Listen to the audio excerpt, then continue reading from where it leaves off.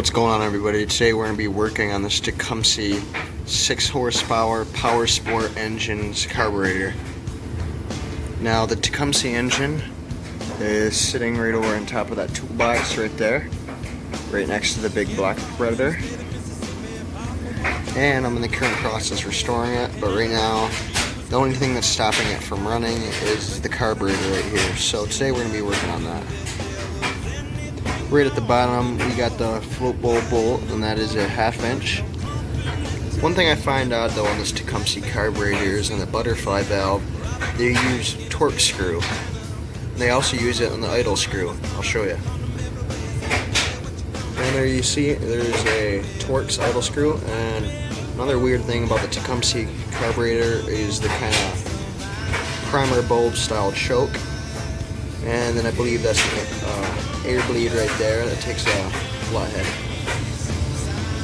On the right is where the crankcase breather goes, and on the left right here is where the fuel goes, and as you can see it is heavily rusted, so that is not a good sign.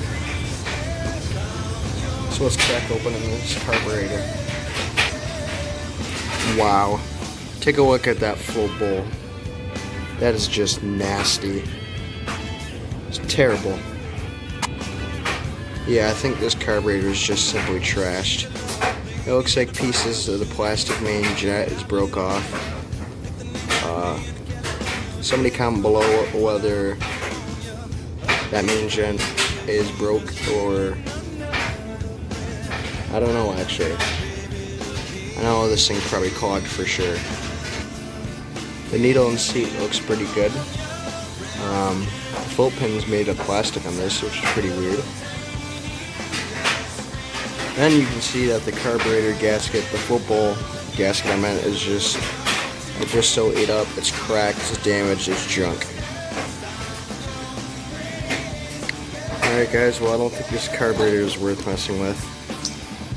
It's so dirty on the inside in here. I might try, but I doubt it. It's just so nasty.